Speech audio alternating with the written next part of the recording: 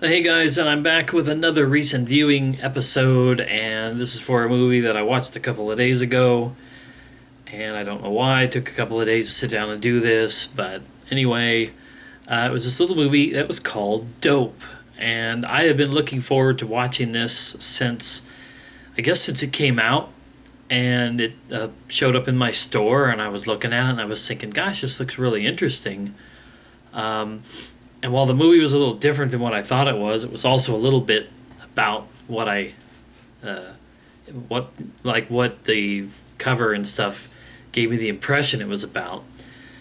And let me tell you what I was kind of thinking it would be and was kind of hoping it would be. I was hoping it was going to maybe even like take place in the early '90s and be centered on like early like late '80s, early '90s hip hop and it had to do with that a little bit, but it took place in the modern time. It just centered around a couple of high school kids who were really impressed and really influenced by 90s hip hop and by a lot of different things. They were basically like geeks.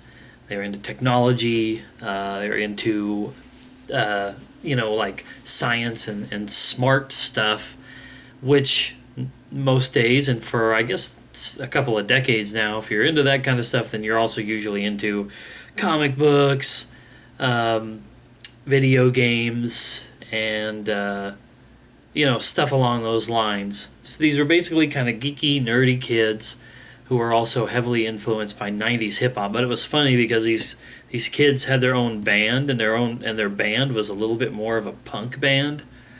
So it was so many different genres and so many different influences thrown into one big pot and then stirred around a little bit.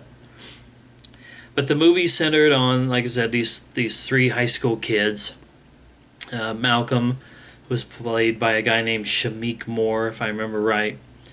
And then there was he had a male friend and then a female friend, and it was funny because like the female friend was lesbian. It was kind of like thrown right out there right at the very beginning that she was into girls, and then the male friend, he was actually probably of like Indian descent or something like that. He wasn't even black like the other two characters were, and I only mention that because like one of the little running gags in the movie was people's race and ethnicities and how they were kind of like pretending to be a different race or a different background, and how it was acceptable for the one guy because he was Indian, and how it wasn't really acceptable for this other character because he was white. And like I understood what they were going for, and it was kind of a funny little joke. But anyway, back to the plot of the movie. These three high school kids, basically, they just the main character that Shamik Moore plays, Malcolm. He kind of stumbles into being able to go to this party because there's this girl there that he liked, and there's this local like drug dealer guy who was also into this girl, and he gets Malcolm to go to her and deliver a couple messages to her, including eventually asking her to go to this party. And he gets basically invited to the party too, and they welcome him and his friends into this party.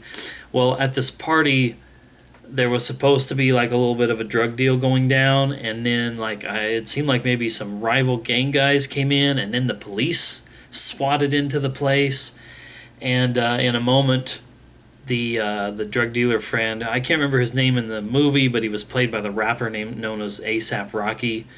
He took these four big things of drugs, Molly, I think it was, that party drug or whatever. I don't know shit about drugs.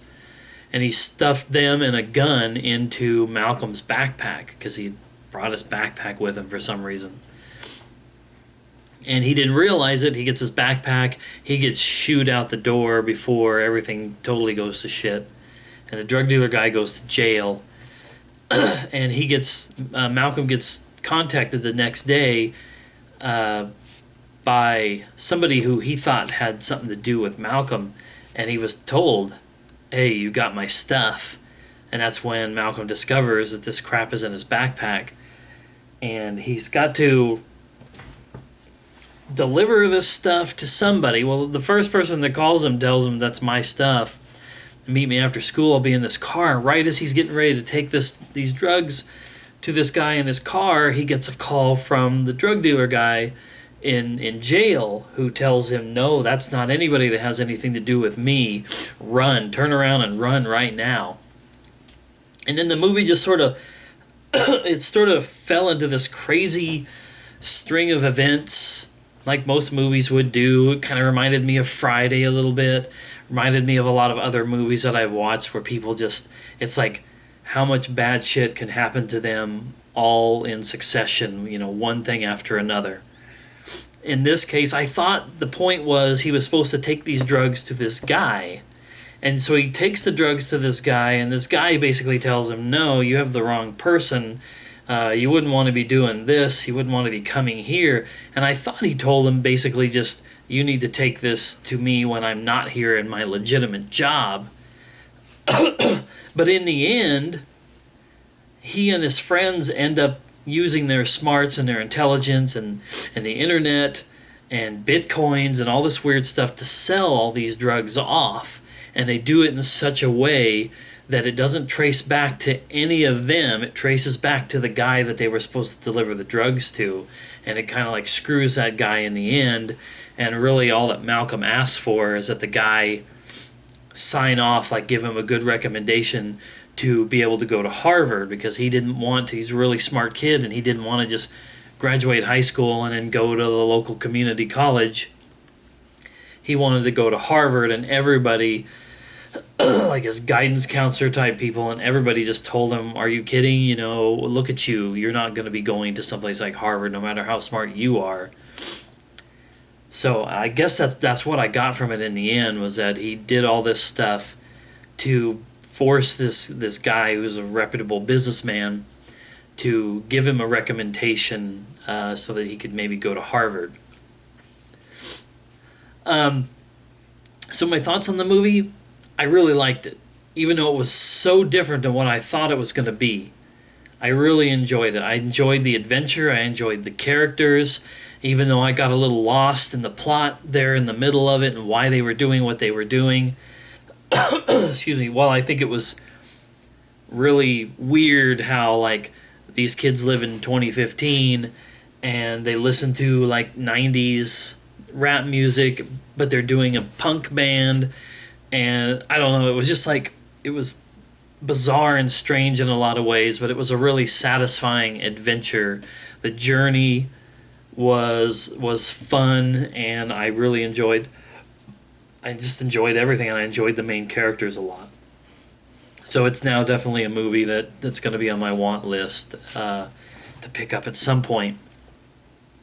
And excuse me, there was sort of a message, almost like a more you know, or an after school special kind of message at the end of this movie about the image that you might have seen when you looked at the character of Malcolm or any of the characters in this movie, and what you might have thought about them and what they were doing. Like, look at me, I'm a black kid, today's society, in a bad neighborhood, just trying to do the best that I can in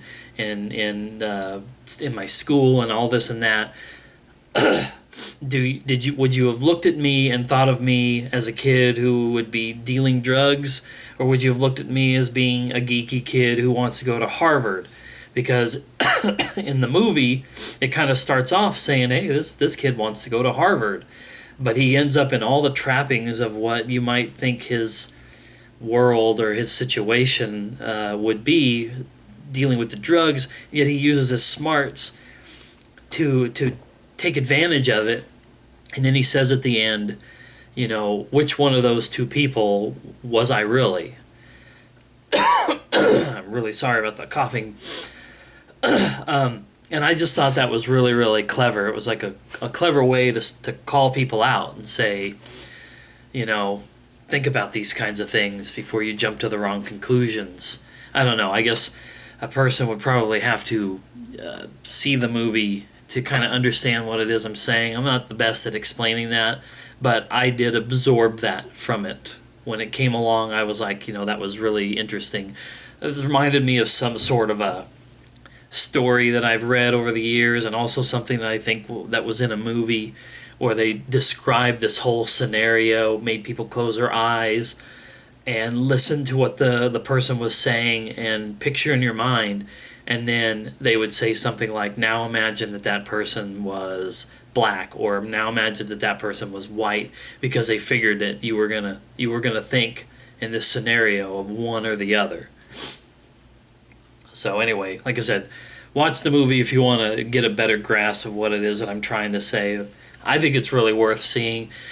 It had a pretty good soundtrack from what I remember, but to be honest, unlike a movie like, say, Friday or Boys in the Hood, where I feel like that soundtrack would have been front and center, a lot of the music in this kind of took a back seat. I mean, I remember hearing some stuff. I think I remember hearing some Public Enemy, which was like one of my favorite old school rap bands back in the day. And they referenced a few other things like EPMD and a few other groups. Just kind of like took me back. I'm a big rap fan, but I prefer like late 80s and early to mid 90s rap. Basically, when rap was, in my opinion, it was just kind of like about everyday normal life, typical life.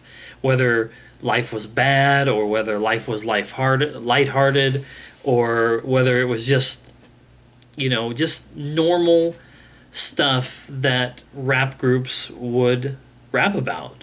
As opposed to nowadays, where it seems to be so much more about, look at all my cars, look at my mansions, look at my bitches, look at my bling, yada yada yada. To me, that's not reality. That's boasting and bragging about something, and I can't get into that much rap music today if it's not talking about realer things. And I know that that's not really a word, but this is kind of why I'm excited, because next month Straight Outta Compton comes out, and that's a movie that I want to see too, because I'd like to learn more. I was never really into NWA all that much, but I was really into Ice Cube and Dr. Dre when they were like solo artists. In the 90s, I listened to a lot of stuff of theirs, and people like Snoop Dogg in those first few years when he was out. So I'm looking forward to that one too. I hope I enjoy it as much as I enjoyed Dope. And so yeah, that's my thoughts on this movie. Something that probably would have flown under my radar if it hadn't landed on the shelf there at Walmart. So I don't regret watching it at all. Like I said, I want to buy it as soon as I can. So anyway, thanks for watching another recent viewing, and I'll be back soon with another movie.